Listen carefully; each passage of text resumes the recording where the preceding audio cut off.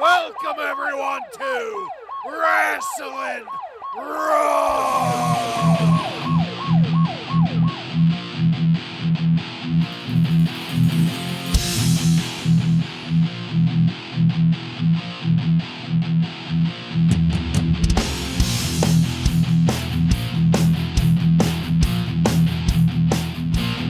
All right, you're listening to Wrasslin Raw, the podcast that takes you back to when the new generation took over the WWF. Thank you for joining us. You're here with Ryan Arico. At In Your House, Big Daddy Cool will be in your face. Joe Gimateo. Tonight, I will be taking on two men in the same night. I'm the one and only Jason Bartlett, and we're going to examine WWE history one episode of Raw at a time. But first, some really tragic news in the world of wrestling. Yesterday, we record on Monday. Today is the 10th of August. Yesterday, it was let known that the wrestler Kamala passed away. Rest in peace, Kamala. I loved Kamala as a kid. Yeah, very sad. I can't help but think of that, the... Yes. As soon as I saw it. We didn't really get to see him a whole lot here on Raw. We got to see him more than others. Yeah. Yeah, we got to see like the comedy version of Kamala a little bit, I guess. But at least we got to see that. And the comedy version was a lot better than the so-called good wrestlers doing their comedy versions of things that we've seen so far. So, yeah. Rest in peace, Kamala. Just speaking for myself, I loved him. For our next little update, I'm going to kick it over to Ryan. Ryan, what do you got for us? Well, some big news on our t-shirt competition from months back. Tom, your shirt is finally on the way. The company that we were dealing with was giving us some COVID excuse about how long it took. And then when it finally came, we all wanted our own shirt as well. So we ordered some extras, and when it showed up, everything was good to go. Tom's, yours was good. Bartlett's and Joe's was fine. Mine had some dog on the front, and it said Psycho Stick. So, yeah, I don't have one. They're supposedly going to ship me out a replacement, maybe by the end of the year. So, good news, it's on its way. In other news, I'm back from North Carolina. As the guys told you from last week, a little bit of what they told you was stretching the truth or downright lies, but others were true. So back when I did Matt Hardy as Jobber of the Week, I mentioned that he is from a little town in North Carolina called Vass.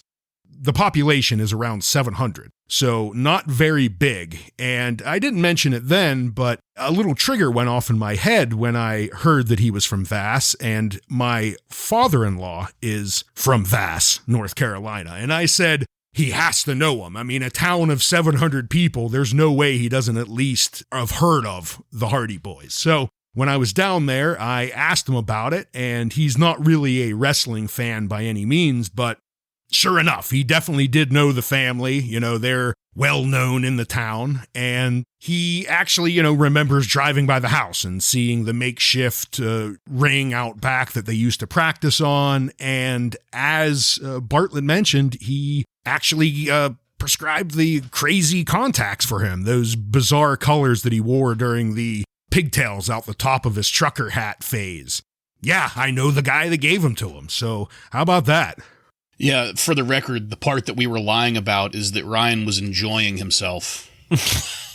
I'm just kidding.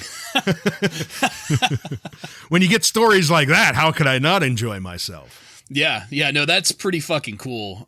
I wish that we had closer connections like that, what's called primary sources on this shit to talk to, rather than just what we can scrape off the internet. That's fucking awesome as hell. Yeah, small world.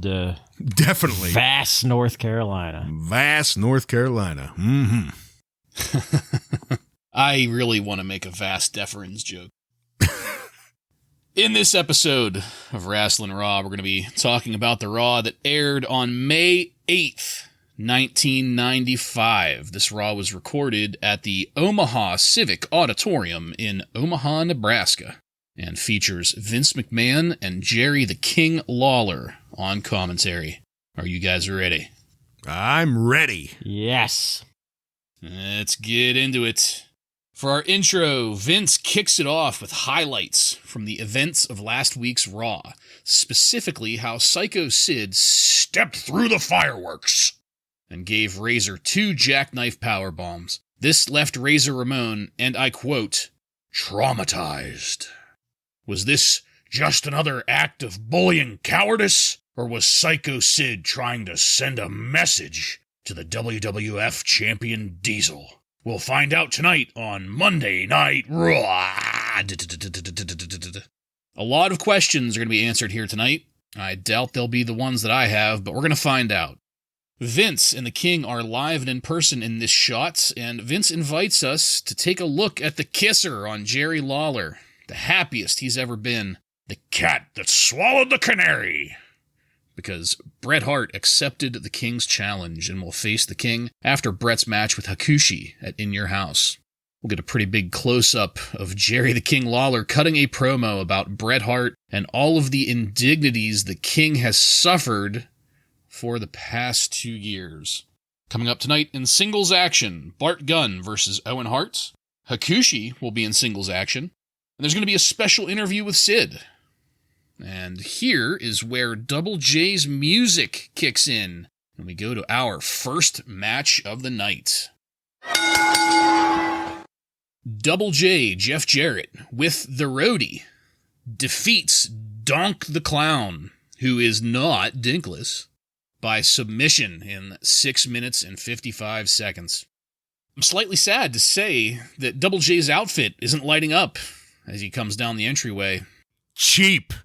Not worth it for Donk. Well, I mean, we're just going in your house, so we got to keep it cheap and on a budget. They had to save those batteries for the fucking garage door opener at the house because Todd Pettingzoo kept on opening it and closing it. Duracells are not cheap. Especially the ones that have the little push-button battery meters on the side that were popular back in 1995. Super expensive.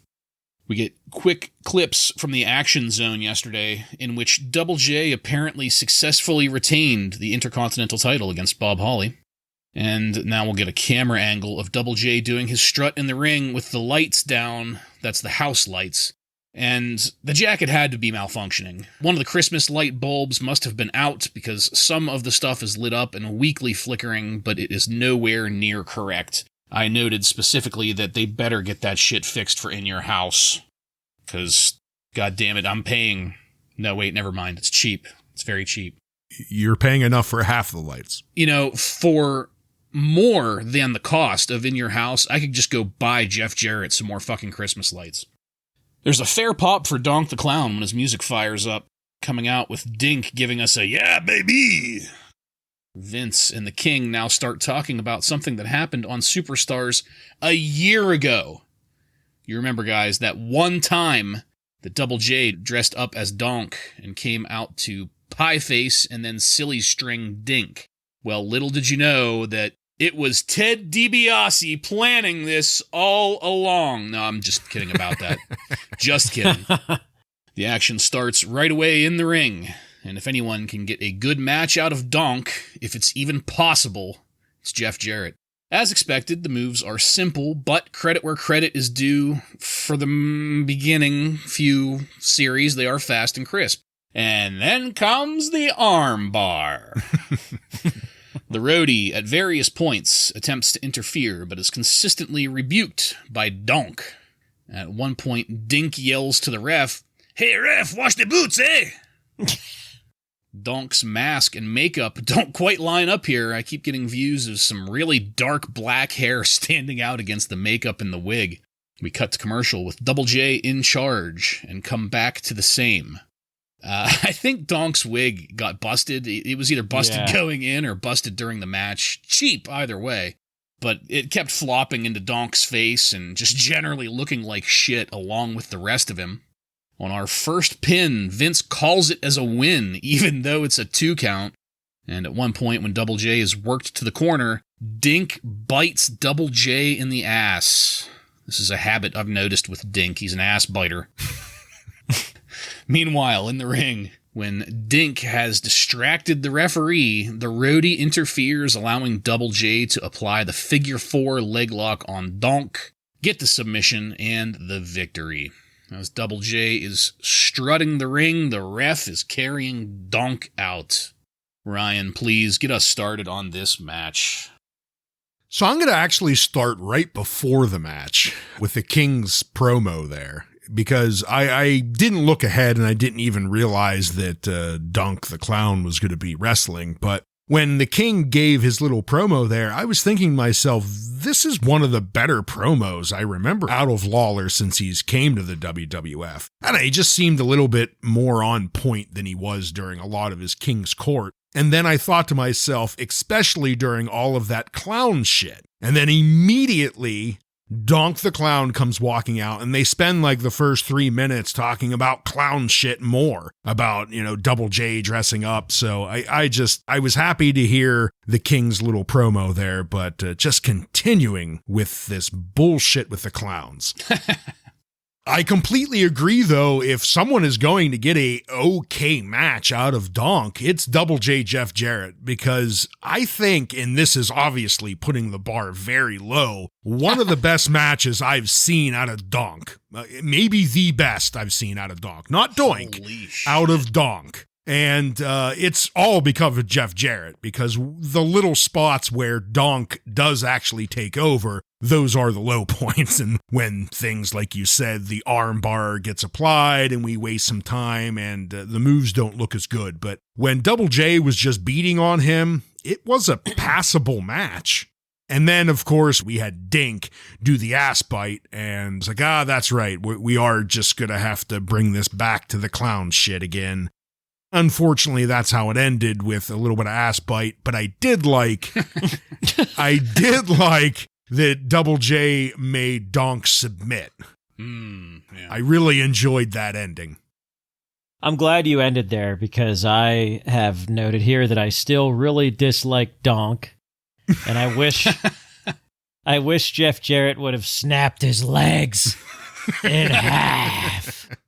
By God, the humanity. But I do agree with you a little bit about this was probably the best Donk match, I think, for Donk.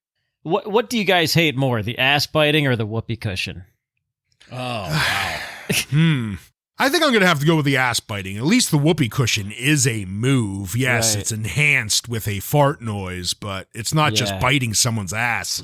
I'm going to have to say that I dislike the whoopee cushion more, solely for the fact that Vince feels compelled to make the fart noise every time it happens. Yeah, right down the middle then. Well, you guys know I love the whoopee cushion, so I guess it's the ass bite. Not the whoopee cushion. Yeah, it's the ass bite. They were definitely piping in some crowd noise for Donk's entrance big time on this one. I could tell because it was pretty loud and there was nobody giving a shit about it. You don't think he could pull that naturally? I don't think so. Just from the kids? I mean, that's why I didn't think it was fake, because just the kids alone. It was pretty loud. And what was that submission move that Donk applied right before the roadie got involved? Did you guys see that? Or it was too quick? Well, I mean, it was quick. I know what you're talking about. I don't know what it was called or anything. Right. It was weird. It looked like a move that was different. I don't know if it was something that he was going to get into something else from it, but... An arm bar? Yeah. And Donk did hit the most devastating move in pro wrestling, the surprise roll-up, and almost got the 3 count. He did. I thought it was going to be over. I thought it was going to happen, because Vince kept saying it's a non-title match. Mm-hmm. But yeah, I don't know. I think overall it was it was okay for Donk, but like, who gives a shit? It's just a match that nobody cares about. Yeah, agreed on that. I don't know that I can necessarily agree with you guys on Donk's best match. Which is better? Donk, though. Donk, not Doink. Oh, no, yeah, no. I know the distinction you're making there, but it's hard to say that any of them are good, period. I know where you're coming from with this. I know where you're coming from with this, but I just, God, I don't want to give him any credit at all. I will totally give Jeff Jarrett credit in this, in that he put together and directed the best possible match that he could have with a fucker like Donk. I think it was still Jeff Jarrett dressed as Donk, and they used CGI. He teleported.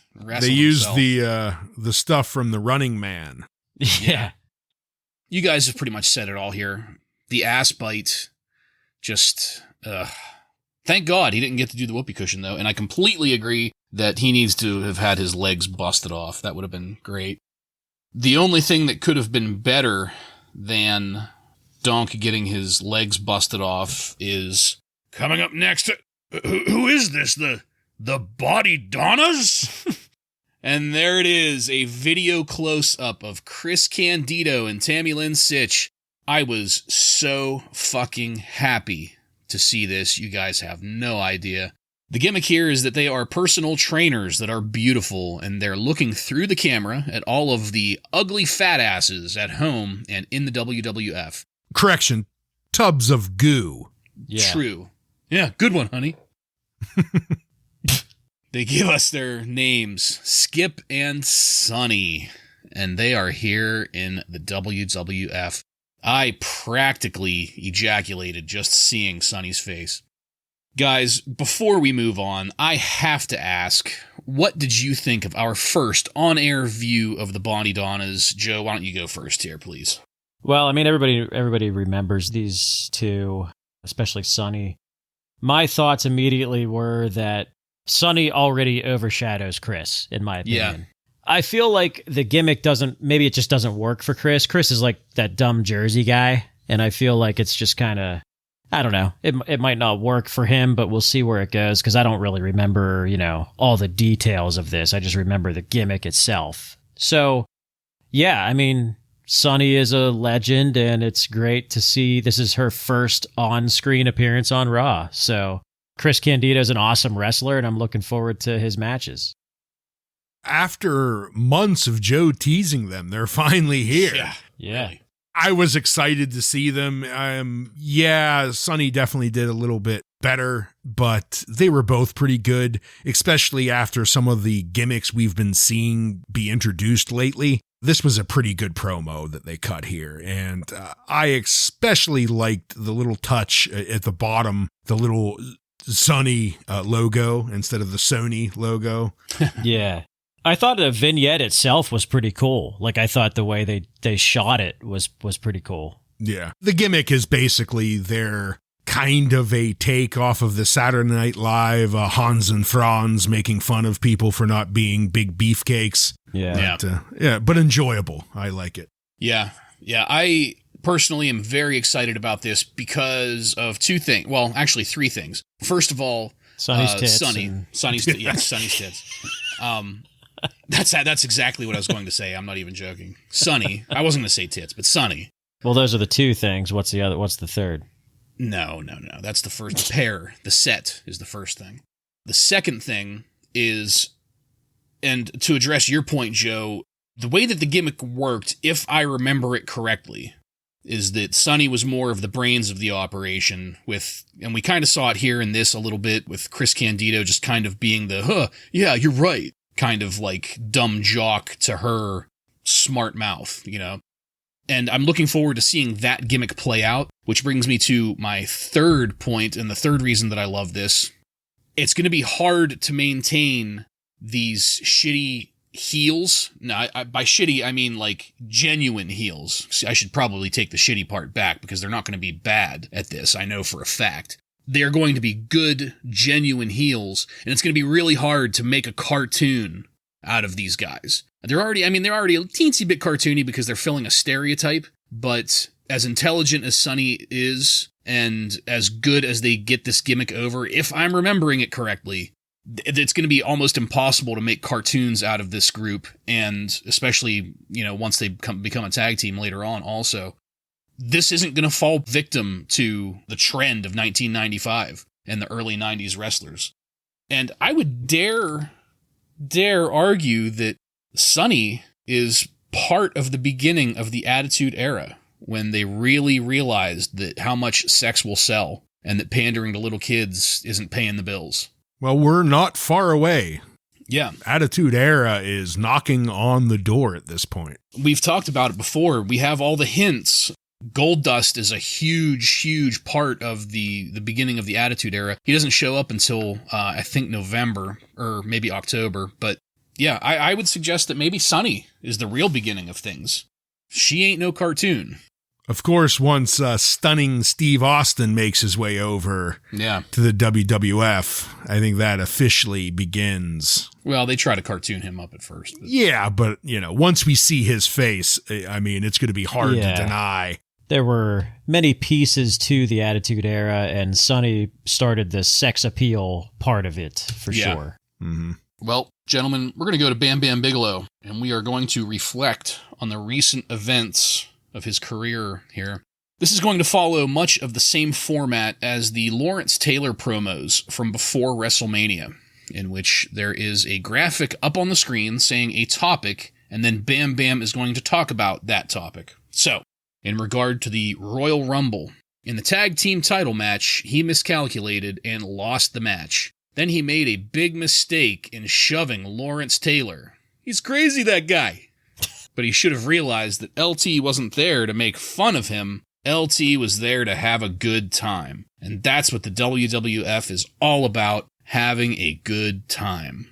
In regard to WrestleMania 11, Bam Bam says he got beat by one of the best football players of all time, and we get Ted DiBiase shouting at Bam Bam as they exit the match. Bam Bam finishes this one up by bowing his head, saying LT had a great night.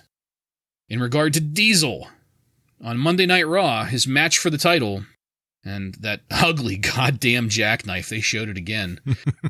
Diesel wanted it more, and Bam Bam respects him as a champion, athlete, and man. In regard to the future, Bam Bam's future is going to burn bigger and brighter than ever before, and with the fans' support, Bam Bam is going to deal with each and every member of the $1 Million Corporation. As a matter of fact, next week on Raw, Bam Bam is going to be squaring off against IRS. Just before we move on, guys, let's talk about this vignette, and more specifically, Bam Bam's future. Let's hear from Ryan first on this one, please. Just to start things off, the way they were interviewing Bam Bam with that pure black background of kind of the side shot. Do you guys remember the show Hard Copy? Oh, yeah. Yeah. That was all I could think of during that interview. I was just thinking Hard Copy the whole time. Same setup as the videos with LT when they were just going over certain words and playing the word association. There's no doubt at this point, this is Bam Bam's babyface turn. He's just putting over everyone. Just LT is a great guy. Diesel's a great guy. Yeah, I guess in his future, the one thing we have to look forward to, they showed now, it must have been from Superstars or something. He has some giant flame collar thing that he wears to the ring. Yeah. I'm looking forward to that in my future. Flaming shoulder pads. Yeah. It looks like. This doesn't work for me, brother. I am not a fan of this. Maybe I don't hate babyface Bam Bam. I just don't like this version of it. He just looks like a whiny little bitch. Yeah. Everybody's better than me. Everybody's better than me. Lawrence Taylor, Kevin Nash, or Diesel. If he would have done that, it would have been awesome. I don't know. I don't like it. I mean, I just think, Bam Bam's maybe, some guys just don't make a good baby face, and maybe Bam Bam was just one of those guys. I don't know. But I'm willing to give it a shot. We'll see what happens. Yeah, Joe, I'm with you on this one. This just made me sad. It just didn't fit with... I just didn't feel like it fit with Bam Bam. No. Him doing this humble thing. Bam Bam is not supposed to be humble, and it just... He's an anti-hero. He's supposed to be an anti-hero. It's kind of like... it's like Diesel, too. Both of these guys just look like they're not comfortable being baby faces. Yeah. And that was kind of what I was getting at, a few weeks ago, where I just don't like Bam Bam in this like wussy role that he's playing right now. Yeah. He's a monster, and he's a great wrestler. He shouldn't be playing the wuss. Yeah, he should be this intimidating guy. Yeah. Yeah, Bam Bam is at his best whenever he's pissed off and yelling at people. And as a babyface, it's probably not going to happen all that often. We're probably going to get more of this whiny bullshit out of him. Yeah, instead he's here getting his ass kicked by Major Payne. Yeah. Yeah. Oh, man. I'm so glad you mentioned that, because, not to jump ahead, but part of my news was that Bam Bam Bigelow plays a biker role in Major Payne, which is that's right. Currently out in theaters. Yeah, we do not talk. I didn't know that. Yeah. I mean, I remember it obviously from my childhood, or I wouldn't have brought it up, but I didn't know that was this week. Well, it's funny because that would have worked, brother, using him as a biker. Yeah. Use him as a biker. Give him a biker gimmick and maybe go with that. But yeah, Major Payne out in theaters, May 1995. For $14.95. For less than the cost of taking your family to see Major Payne, you can get In Your House. Mother's Day this weekend, because that's what Mom wants to see on her TV. I hated the way that Damon Wayans talked in that movie. I couldn't get past it. I'll admit, I really liked that movie when I was young. Me too. I saw that at a drive-in, the Butler Drive-In. So, let's move it along here, guys. We're going to have, first, brief promos from our two championship contenders. I love where this is going. First up is Sid. The game we play is simple. 2 men enter, 1 man survives. There are no judges, there are no lawyers, no chance for clemency, and in the game we play, I am the master. I am the ruler of the world. And I wasn't even going to try to do an imitation of that. I can't do it justice. He did a great job being terrifying as usual in this. Not as terrifying as some of his other spots that he's had, but it was pretty good all the same. Then we move it over to Diesel. You've made some mistakes since you've walked through the door, Sid, but your MO is always the same. You always come from behind. In your house, Big Daddy Cool is in your face. I'm the champion, and on this night, I'll prove to you why. Sid versus Diesel this Sunday pay-per-view. But now, back in the ring, Vince is teeing up an interview with the person that he says many feel will be the next WWF champion. And it is Sid. Sid comes down to the ring, and as per usual, Sid is dripping, running. Sid is just disgustingly messy with sweat and baby oil. It's like he went through a fucking just fire hose of the shit before he came out. We cut to commercial just as Sid is stepping into the ring, which I feel is really bad timing. We come back to Vince waiting impatiently to begin. Ted DiBiase has accompanied Sid to the ring, and he is who Vince goes to first. There's been speculation as to how long Sid has been, and I quote, under the influence of the $1 Million Man, end quote. And Ted informs us that he, the $1 Million Man, was the first person to suggest to Shawn Michaels that Shawn needs a bodyguard, and despite the fact that at the time Shawn Michaels and Diesel hated each other, Ted knew that the quickest way to Diesel and the title was through Diesel's, quote, little buddy, unquote. Ted calls Razor Ramon a greaseball real quick before moving it on. And despite having advertised this as an interview with Sid, DiBiase hasn't given up the mic the entire time. While this is going on, Lawler gushes about how Ted DiBiase is a mastermind.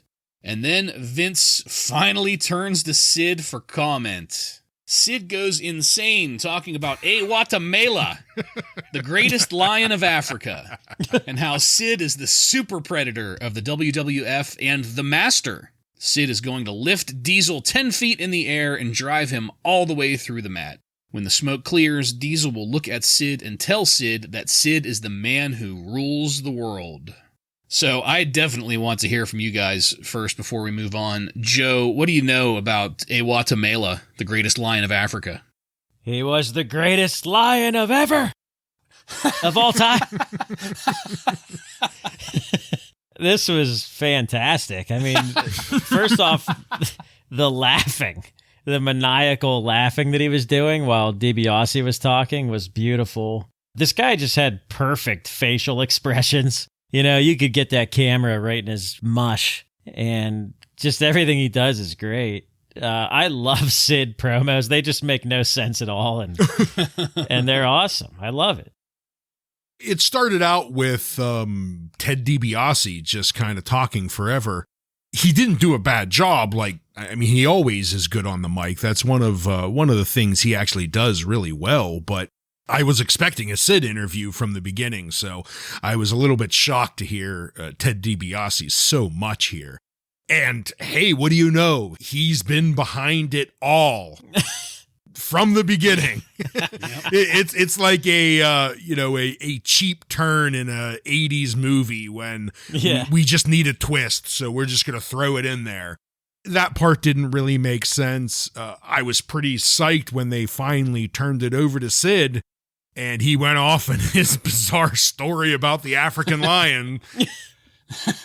Yeah, he lost me there for a minute. I wasn't the only one. They showed a guy in the crowd, and he was just kind of shaking his head, like, what? But I'll give Sid his credit. He wrapped it up, and it started to kind of make sense at the end, and it was still terrifying. I still wanted to piss my pants at the end of it, so mission accomplished there, but a little bit crazy. And I'm surprised that he can even speak anymore. Like, how's this guy able to talk today? I loved this too. But I have to say, guys, no comment on DiBiase calling Razor Ramon a greaseball. Well, you know. He's just stating the obvious. Parlance of the times. Parlance of the times. Here comes a greaseball. Hey! Luigi, bring you the pizza. But yeah, I mean, I loved every single bit of this. Ewatemela, the greatest lion of Africa. I want to get that tattooed on my other ass cheek. That's great. Just the words, Ewatemela. The greatest lion of all time. Well, guys, good things can't last forever. Because next up, Petting Zoo does a voiceover video segment.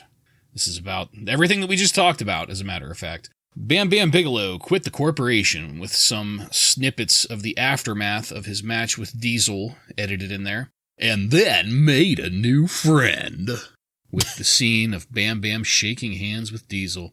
Next week on Monday Night Raw, Bam Bam and IRS. This stunning news. Hopefully IRS gets his ass handed to him. This will take us into our next match.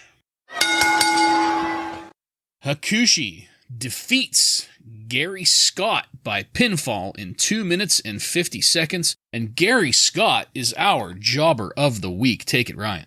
Thank you, Jason. Gary Scott is this week's Jobber.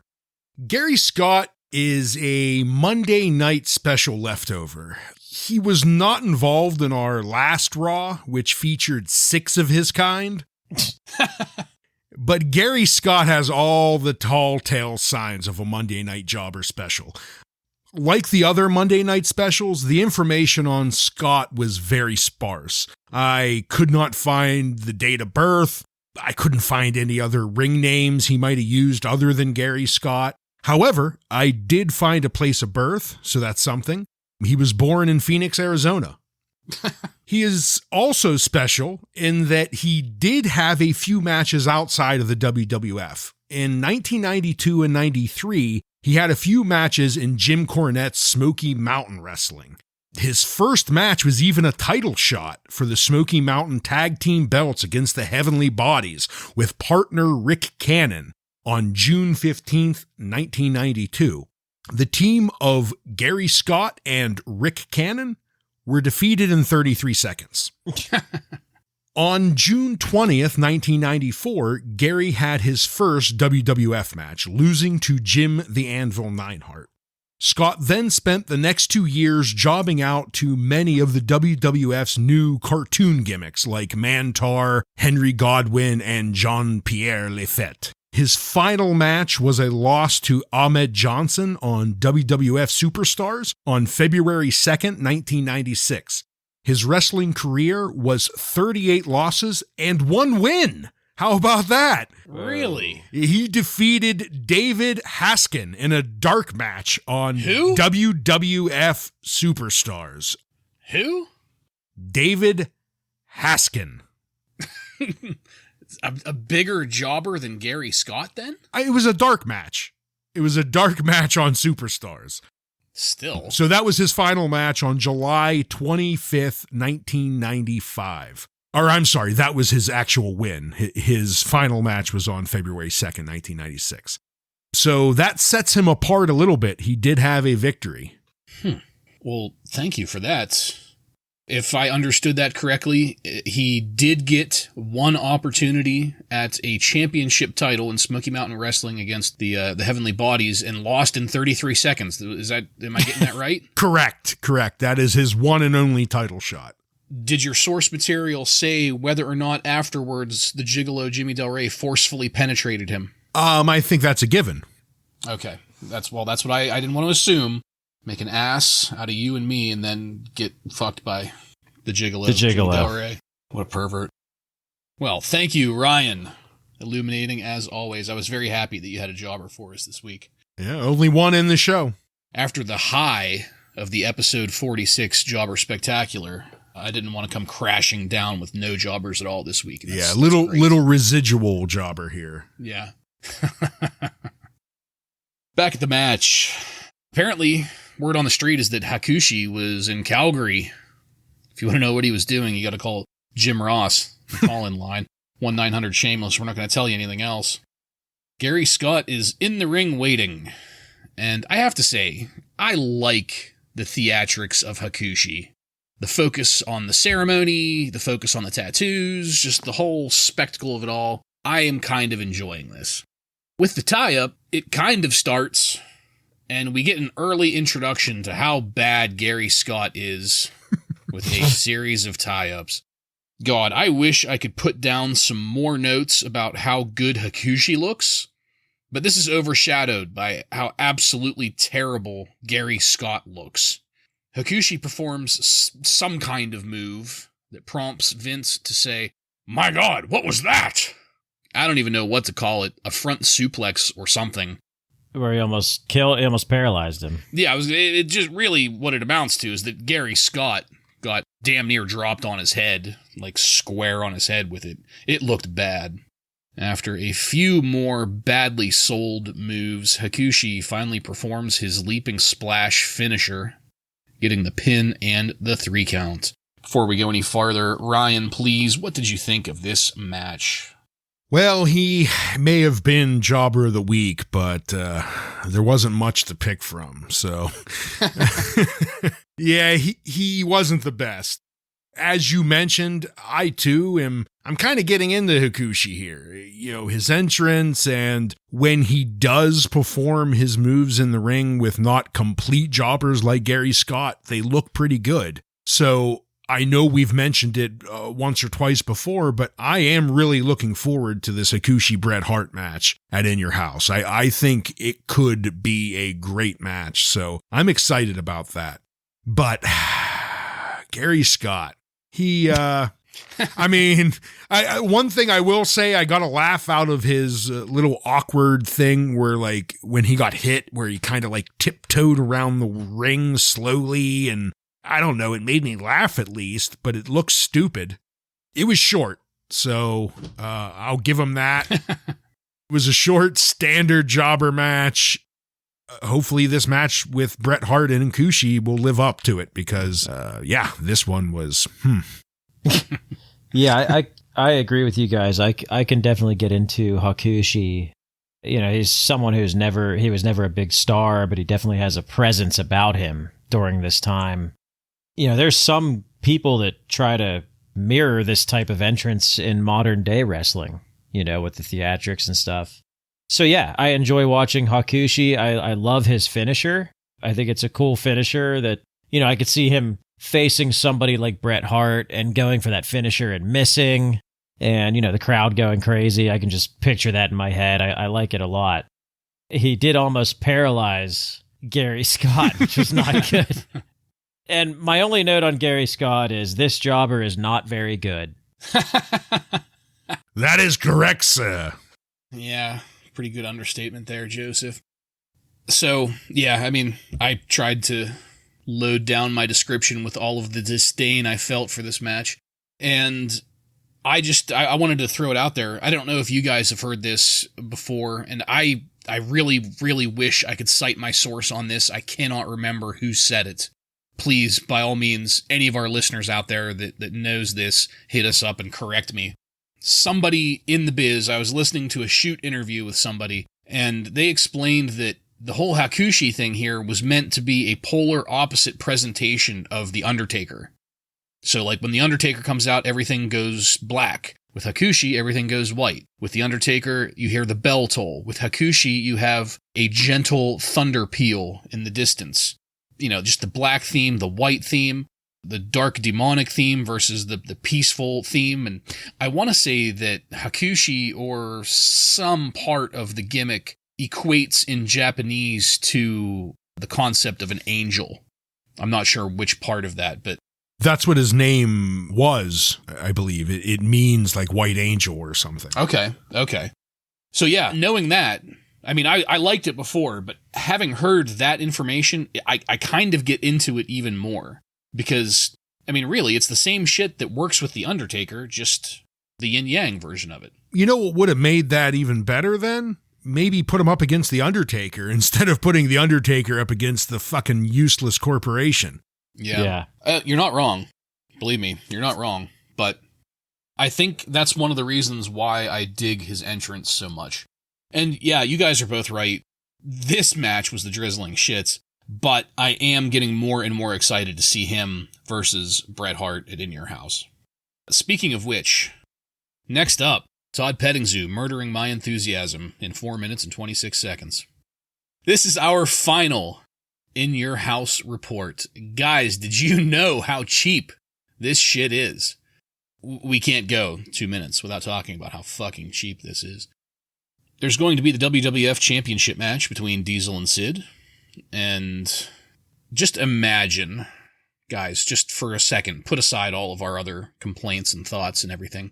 Become empathetic for a moment. Become compassionate for a moment. Just imagine how Diesel feels knowing that his buddy, Shawn Michaels, was just a pawn in the $1 Million Man's campaign for WWF Gold.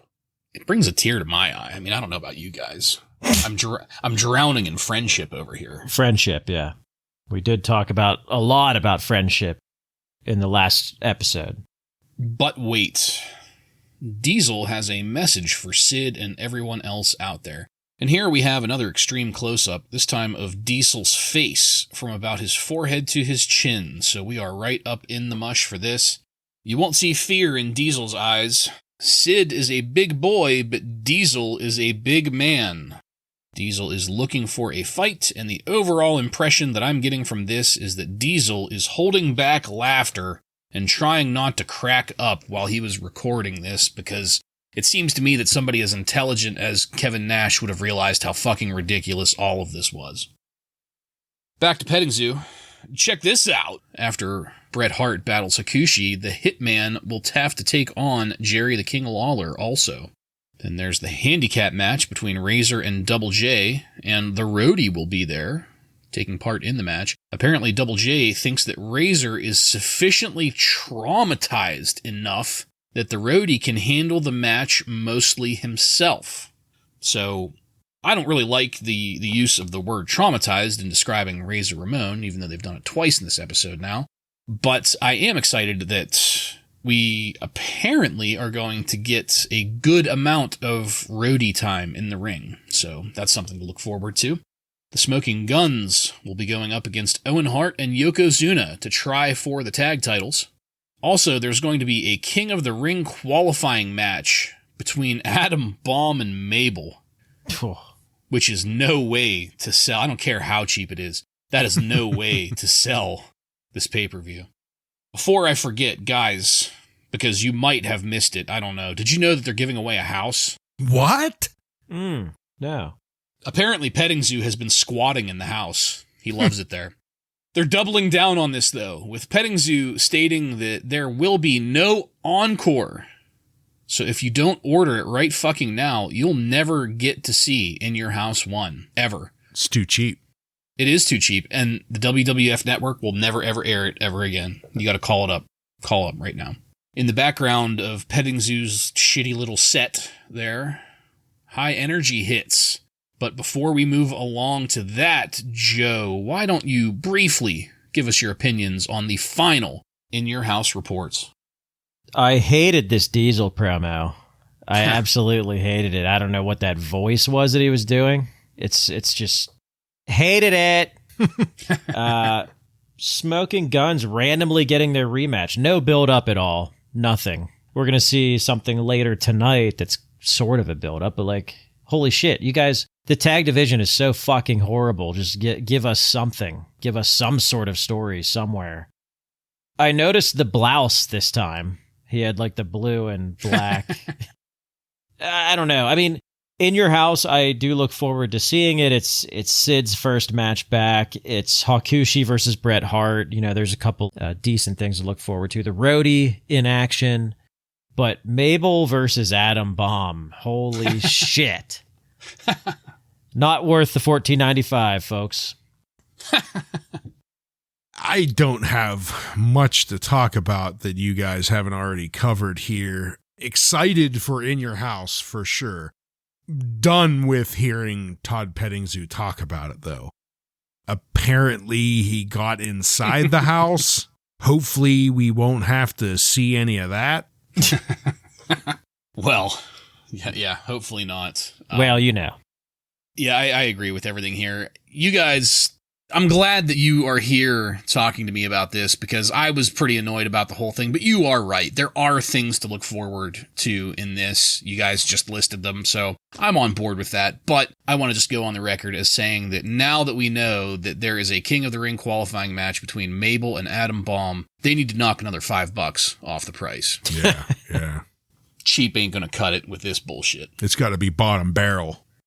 Well, that In Your House report leads us into our final match of the night. Bart Gunn with Billy Gunn defeats Owen Hart with Jim Cornette and Mr. Fuji by pinfall in 6 minutes and 15 seconds. Owen comes in proudly waving the Japanese flag just to piss everybody off. We all know he's Canadian. We cut to commercial and come back in time to hear the bang bang of the smoking guns coming out. Once the match gets started, the action is already tight and smooth, and while Bart has an obviously more physical brawler style, and Owen is more technical, they are so far working very well together. Bart performs a theatric couple of moves with his foot locked on Owen's arm. The overall result of this was designed to wrench the arm. Wasn't exactly the most graceful move, but it was certainly looking impactful. It looked impressive. Bart Gunn, after maintaining control, gives a round-the-world gesture and a woo, prompting Vince to say, "It's roundup time!" And I have no idea what that's supposed to mean, because Bart quickly gets the momentum taken away from him with a trip-up from Fuji.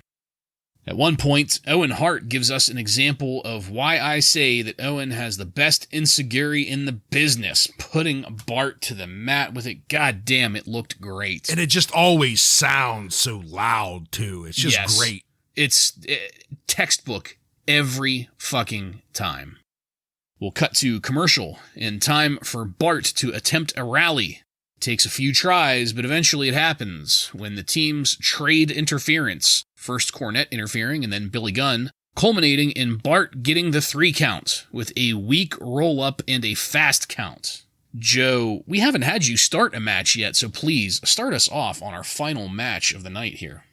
Well, I don't know if you guys would agree, but I would rather see Billy in this match than Bart. But I think it was okay. I liked seeing Bart go over in this because, like I said before, the tag division is so bad But the Guns are good. They're a good tag team, and we know they're not going to win at In Your House. So I like seeing Bart go over here in this match. Mr. Fuji tripping Bart was pretty funny. I did like that because it was like just effortless. Yeah. But yeah, I mean, this was a good match. Obviously, we always love seeing Owen Hart in a one-on-one match. Yokozuna was too fat to come to ringside, I guess. But yeah, I liked it. Yeah, same here. This wasn't a standout match, but when you have Owen Hart and Brett Gunn in there, it was a entertaining, textbook, clean-cut match. And by clean cut, I mean like the moves were just sharp and on point on both ends, and both were selling tremendously as well. There was no specific point in this match where you could point out and just say, oh, this was outstanding, or you need to go back and watch this move. But everything in it was tight, is about the best word I could put for it. I enjoyed King going off and saying that Beavis and Butthead were has-beens and Ren and Stimpy were never-wases, but Duckman is cool. This was, of course, to push Duckman for, I don't know, they've been doing it a good month now, right? Pushing Duckman. They've been really laying into it hard. I guess USA has really put the screws to them, saying, you got to put this show over. But back to the match. As much as I was enjoying this match, I was taken out of it for a second when Vince said that Bart Gunn was the better competitor of the two. I mean, not to take anything away from Bart Gunn, but I don't think I would ever say that he's a better competitor than Owen Hart. Just made me pause for a second and kind of scratch my head. But, little bit disappointing towards the end as well when it ended on like a double interference. If the Smoking Guns are supposed to be the baby faces here, I understand Jim Cornette got involved, but, maybe don't get Billy Gunn to also cheat to have Bart finally get the win, because that's what kind of sets up his roll-up for the win, is this interference by Bart Gunn. So outside of that, though, really entertaining match. Yeah, I don't think I'm really speaking out of turn here when I say that this is the best match of the night. Would either of you disagree with that? No. Okay. Well, I mean, I honestly didn't expect you to, but that's not really saying much in and of itself, although I will say that I did enjoy it. Bart looked good. Yes, Billy is the better of the two, but Bart held his own throughout all of this. Owen kept pace with him. Owen kept the match working well with Bart's, I can't call it lack of skill, because it's really not. It's just, I don't know, maybe we'll say lesser skill than Billy, but... Or more of a bruiser style. Yeah, but regardless, Owen was able to maintain pace with Bart and keep the match moving fluidly. Mm-hmm. There were no stutter steps. There were no spots where things just looked a little bit off, or timing was off, or, like you said, tight. Crisp and tight the entire time. Not quite as flashy as some other matches, but you know what? I will fucking take it. This was a good match. Joe, I'm really glad you pointed out how smooth Mr. Fuji's interference was there. Because, I mean, it lasted all of a half a second. If you blinked, you would have missed it. But you're absolutely right. Fuji made it look absolutely effortless and damn near invisible that he interfered by hooking Bart's ankle. Just the mark of a professional, and an experienced professional at that, right there. Very, very cool to see. And like I mentioned in my breakdown, Owen Hart's Insigiri, my God, just a work of art. Perfection. Every fucking time. Every time. All of that being said, it kind of sucks that this, like you said, Joe, that this is our only introduction to the match going into In Your House, but... It also sucks that Raw did not end with this. Yes. It can't. You can't end it on that. No, of course not. What Raw will end with, however, is scenes from this past Saturday on WWF Mania. Todd Pettingzoo and Stephanie Wyand are breaking and entering into the house that's being given away. Guys, I have to note here that I went into this assuming that I was going to have to come up with creative ways to bury Stephanie Wyand nonstop. But she got a non-perm haircut and is wearing some 90s hot mom clothing. I was honestly kind of turned on by Stephanie Wyand in this. I'm not going to defend it, but kind of did something for me. Defenseless. I think you were still excited ever seeing Sonny, probably. Well, I mean, thank you for being so generous as allowing me to chalk it up for that. On the flip side, though, Petting Zoo was being a completely annoying jackass, and if I get past the image, honestly, so was Stephanie, with her constant bitching about what Petting Zoo was doing. Look at these cabinets! Todd! I don't know, Margot. You know what the screen does? It keeps the bugs out. Yeah, so the place has a screened-in outdoor pool. That was actually pretty fucking cool. That is nice, yeah. Especially in Florida. This was all a way of putting over the house that some lucky stiff might win. And I do have to admit that it seems like a pretty nice house. Oh, yeah. Yeah. Although I would not want to live anywhere near a golf course. Or Orlando. Sorry, people from Florida. I'm just not a heat person. Yeah, I don't care for humidity, and I don't care for golf balls coming through my windows. I like golf, like playing golf. It's not that. It's just the amount of insurance premiums that you would probably have to pay living next to a golf course is probably a little high. Regardless, you need to send a 3x5 piece of paper with all of the relevant information on it into this address so you can maybe win this house.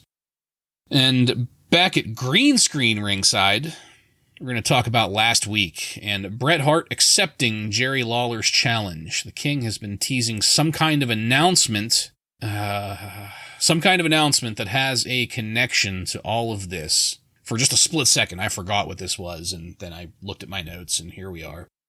On a high note, Lawler calls Helen Hart a walking liver spot, which I thought was clever. But we can't end this episode on a high note, no. Apparently, the announcement is that since Helen Hart is going to be at In Your House, Jerry the King Lawler is going to bring his mother to In Your House. And after the King beats Bret, the King's mom is going to beat the Hitman's mom. Some kind of ridiculous version of schoolyard taunting. My dad can beat your dad. And on that, the show fades to black. Just real briefly, guys, Ryan first, what did you think about the ending of this week's Monday Night Raw? My God. You're starting to sound like me. I'm going to say from the beginning, I actually thought this wasn't a terrible Raw. It could have been a lot worse. But to end it on this very lame Petting Zoo Wyand fucking role play segment, it just really took it out of me. You know what I mean? Like, the Lawler thing, I was fine with, Queen Mother saying that his mom was going to challenge Bret Hart's mom to a match. In my head, I'm seeing that play out, and I'm getting a good laugh out of that. So I'm fine with that. But man, the In Your House, free house role-playing thing just wasn't doing it for me, brother. Yeah, as soon as Bart Gunn got the win, I went to go scoop the litter box. And unfortunately, I came back.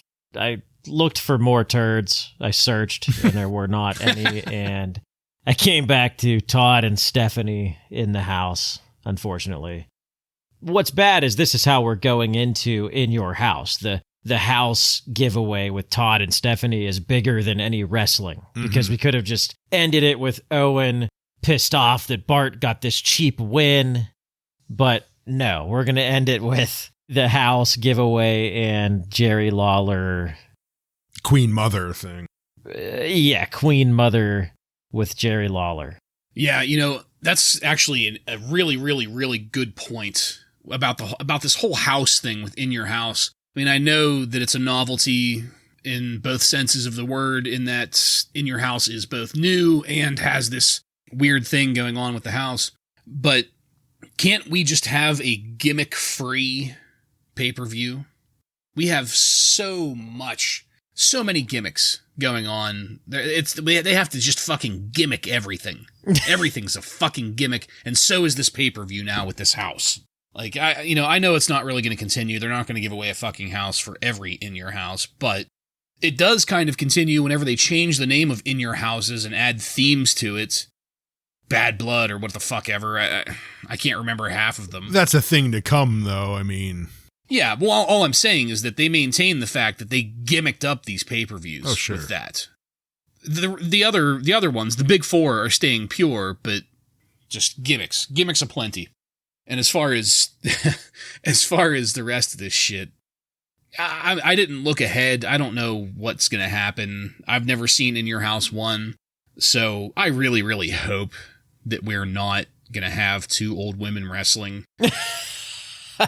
It didn't work for me, brother, whenever Fabulous Moolah and Mae Young did it in the Attitude Era, so it's not going to work for me in 1995 either. Did it work for you when Linda McMahon got the Stone Cold Stunner? Well, that's a little bit different. Yeah. That's a teensy bit different. That was slightly gratifying. But with that, guys, this episode is over. So we're going to kick it on over to highlights and lowlights.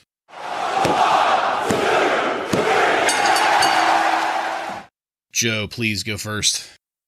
I think for my highlight, I would go with the Owen Hart and Bart Gunn match. Like I said, it should have ended the show, taken us into In Your House. For my low light, there's really nothing that I absolutely hated other than Todd and Stephanie acting like idiots. So I'll go with that.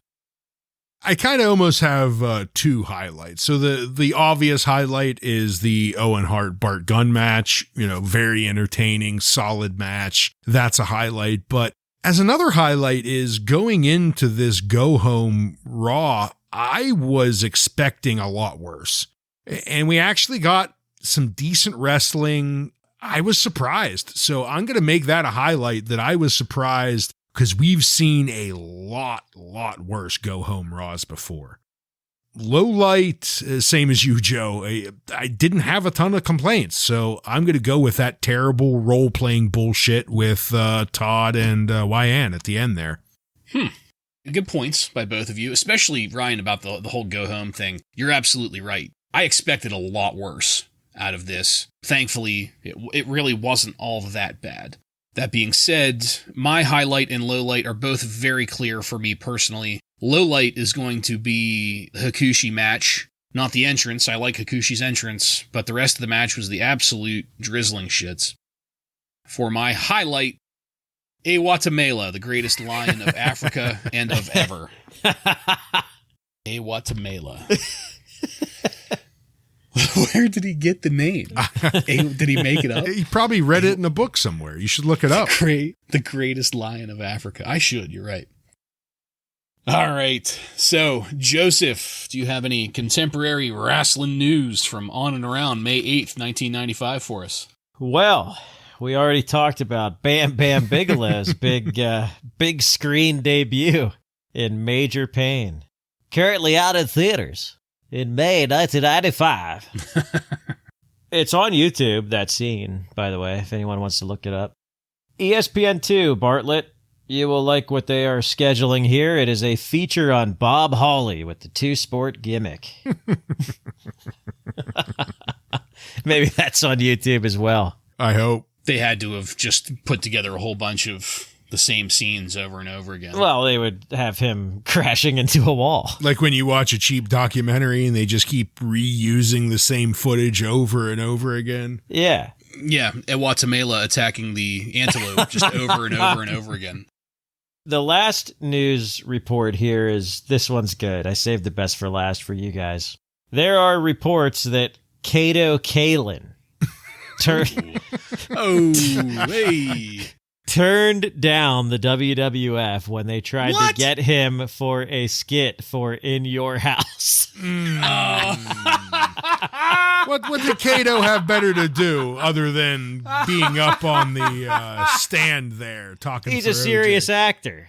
I mean, yeah, but that's genius. More serious than William Shatner? I mean, does he think he's better than Shatner? Come on. His whole claim to fame was that he was in the house. Come on. That's great. They should have had him do the fucking promo instead of Todd and Stephanie Wyan. That would have been much better. That would have been. This is where you can hide when you hear some shit going on outside. Yeah. Some golf balls hitting your house. Oh, God. Oh, wait. Oh, sorry. That's just golf balls. I bet you if he would look back on his career now, he wishes he would have taken that. Oh, absolute regret. Yeah. Yeah. God damn. And that's it. That's the news. Oh, that's good yeah, shit. that's beautiful. Thank you, Joseph. That's beautiful. Thank you, Joseph. Whew. Wipe my eyes after that. That's great. And that's it, folks. We're done with this one. I want to thank you again for joining us. And if you like what we're doing here and want to connect with us, you can find us on every major social media and podcast subscription platform by searching up the handle Wrasslin Raw. That's WRASSLINRAW. While you're there, don't forget to click subscribe to get every episode of Wrasslin Raw coming to you every week. Give us a 5-star review and let your friends know about the fastest growing wrestling podcast in the world. Next week on Wrasslin Raw, we're going to take a look at In Your House 1 with matches featuring Jean-Pierre Lafitte, The Roadie, and many more. So, for Joe and Ryan, I'm Jason, and this has been Wrasslin Raw.